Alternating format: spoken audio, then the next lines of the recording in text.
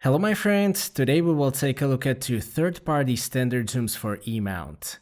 Sigma 24-70mm F2.8 DGDN and Tamron 28-75mm F2.8 Di3 RXD. Tamron 28-75 has been an extremely popular lens since the release. Sigma 24-70 is newish all-round alternative with less compromises and maybe better performance. This time I have decided to make a comparison before the actual review, because I guess that is what most people, including myself, will be interested in. During the testing, I actually found that there are some distinctive features that separate these lenses, and therefore it should be fairly simple to decide which one is the right choice for you. The first significant difference is the focal range. Sigma offers the usual 24-70mm focal range, whereas the Tamron starts at 28mm. The difference is significant. 24mm is probably my most favorite focal length for landscapes, and I use it a lot for traveling, so having it on a standard lens is a big advantage. 28mm on Tamron is still wide, but during the 2 years of using it, I was in a lot of situations where the 24-28mm range would be handy. Tamron goes 5mm further, but that is much less important, so the focal range is a big advantage of Sigma. On the other hand, that is one of the reasons why the Sigma is 280 grams heavier than the Tamron. Sigma is also a bit larger, but the weight difference will be much more noticeable for the majority of users. Mounted on Sony A7III, Sigma is on the edge of what is still okay to use, but it is definitely front heavy. Tamron is well balanced, so that is not an issue. In terms of the build quality, Sigma simply destroys the Tamron. It is made of metal and very high quality plastics. Both rings have super nice rubberized surface. Sigma art lenses are generally some of the best lenses on the market in terms of the build quality. 24-70 feels extremely solid and very premium. Tamron is fully plastic and the quality of the plastics is okay, but definitely not premium. You can also see the molding. Having said that, it has held up very well during the 2 years of usage. Using plastic instead of metal also saves some weight. Both lenses are weather sealed and both have gaskets around the mount. The mount is metal on both, of course. Regarding the control elements, the zoom ring is better on the Sigma. It is extremely smooth and it has nice amount of completely even resistance. The zoom ring on Tamron is actually quite nice as well. You can feel the friction of the plastic tube, but the resistance is reasonable and also even. The focusing ring is much larger on Sigma and it is placed in front of the zoom ring, which is what I prefer. It has much better grip and it offers some artificial feedback. Both lenses use focus by wire system, of course, fortunately with linear response. Manual focusing is a bit nicer on the Sigma, mostly because of that ring. Sigma also has autofocus manual focus switch. I appreciate that a lot because there isn't one on Sony cameras. Customizable button is also a nice addition. There is also a zoom lock, which is probably not necessary, but why not? Tamron only has those two rings. An advantage of Tamron is 67mm filter size. That is in line with a lot of E-mount lenses, so it is convenient and it saves space. Sigma uses 82mm filters, probably to match other high-end Sigma lenses. I use freewell variable ND filters on both. I have also retested these and there is no decrease in sharpness even at the highest settings. These are more than sufficient for 6K video, they have very convenient magnetic cap system, so I highly recommend these overall. So how about the optical qualities? I tested these lenses with 24-megapixel sensor in Sony A7III, which is very important information.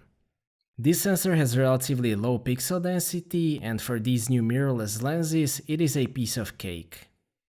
Already at the widest angle, the sharpness is perfect in the center of the frame on both, right from f2.8. Because it is literally perfect on 24-megapixel sensor, it looks the same at f5.6 and f8. 24-megapixel sensor is just not able to scan the glass precisely enough to pick up the differences. We can see slight decrease of contrast at f11 on both, but the sharpness only starts to decrease at f16. On Sigma, the corner sharpness is also perfect right from f2.8. The corners look basically the same from f2.8 to f11, which is remarkable.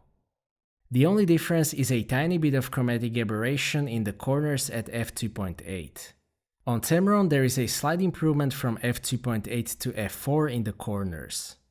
Overall, the corner sharpness is also excellent on Tamron at 28mm, again in combination with 24-megapixel sensor. At 35mm it is very similar, the sharpness is again perfect on both at f2.8. Again, it stays perfect on both until f11, and we can see some diffraction at f16. The corners are a little crispier on Sigma at f2.8. At f4 the sharpness is the same, there is just a bit of purple fringing on Tamron. The corners look great on both until f16. At 70mm we can finally see some differences, as the Sigma looks noticeably sharper in the center of the frame at f2.8. Sigma is also noticeably sharper in the corners and it has a lot more contrast. It is the same at f4. Sigma is sharper across the frame, it has more contrast and it looks significantly better. At 70mm Tamron never fully catches the Sigma, which looks noticeably sharper and more contrasty even at f8. Overall, the sharpness is outstanding on both. Basically, the only noticeable difference will be the sharpness and contrast around 70mm, where the Sigma beats Tamron. There is actually a lot more distortion on Sigma and also noticeable vignetting, but that is of course fixed in camera or by profile corrections in editing. Surprisingly, it doesn't seem to affect corner sharpness much, so it is fine by me. There is also some distortion and vignetting on the Tamron. That is also completely corrected without affecting image quality too much. Regarding the optical character, the difference actually isn't that huge. Tamron used to be criticized a lot for having a busy bokeh. I never heard such criticism about the Sigma. Side by side, the bokeh actually looks quite similar, and I think that it is nice on both. These are standard f2.8 zooms, not 85mm f1.4 primes. In busy scenes such as this one, you will obviously see a busy background. Sigma has a smoother bokeh, you can see that the outlines are softer if you zoom in, but I don't think that it is night and day difference. In easier scenes such as this one, both perform great. Personally, I like the bokeh on both, so no complaints. Reproduction of the colors is also quite similar. There might be minor differences, but again, definitely not night and day. Minimum focus distance on Sigma is 18 to 38 cm and 1 cm more on Tamron, so basically the same. Both offer 1:4 magnification, which is great for this type of lens. Image quality at the minimum focus distance is also the same, with some softness up to f5.6 and excellent quality at f8. Regarding the autofocus, in stills it is extremely fast and accurate on both. Tamron probably has the original Sony algorithm because it is partially owned by Sony and it works like the newest Sony lenses. I've been testing Sigma with firmware 02 and I wasn't able to find any differences. Even the eye autofocus is absolutely flawless and so is the tracking. In video it is basically the same story. With A7 III both work perfectly well, again just like the newest Sony lenses. Personally, I am not able to tell any differences at all. Again, these are results with A7 III and firmware 02 on Sigma. Autofocus is completely silent on both and it will not be picked up by shotgun mic. Neither of these two lenses is stabilized, which is fine by me. In-body image stabilization in A7 III is in my opinion sufficient at these focal lengths. Especially towards the wide end, it is quite efficient. You might get a bit more stable footage with Sigma just because it is heavier. In my experience, the extra weight makes the setup a bit more stable, but the differences are very small. Both lenses appear to be parfocal, which is great for video. It is very likely that it is achieved by digital corrections on both. I don't really care as long as it looks good, which it does on both, and both are suitable for smooth zooming in video. There is some amount of focus breathing on both.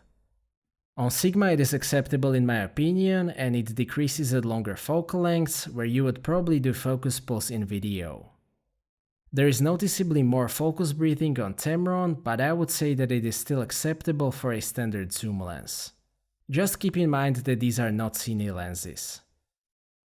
To sum up, as you can probably tell, I do like both lenses. In my opinion, both lenses are great in their subcategory. Tamron is kind of a kit lens plus. It is smaller, lighter, and cheaper. To achieve that, it sacrifices 4mm on the wide end, which significantly decreases versatility.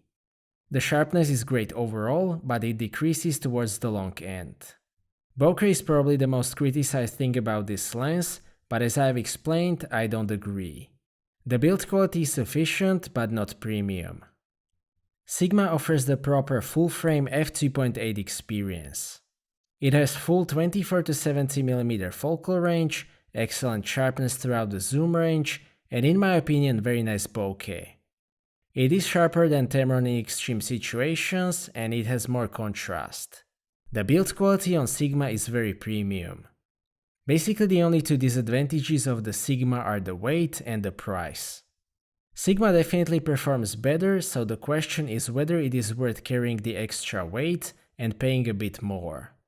For me personally, the answer is yes. I appreciate the extra sharpness and better build quality, and I miss those 4mm on Tamron. If that's not so important for you, Tamron is still a great lens, so I can definitely recommend both. So that's it for this video, thank you for watching, I hope that you liked this video and that you found it to be useful. Stay tuned for more videos and maybe consider subscribing if you don't want to miss my future content. I appreciate your feedback in form of thumbs up or thumbs down. If you would like to ask anything or share your opinion, please do so in the comment section, and see you next time.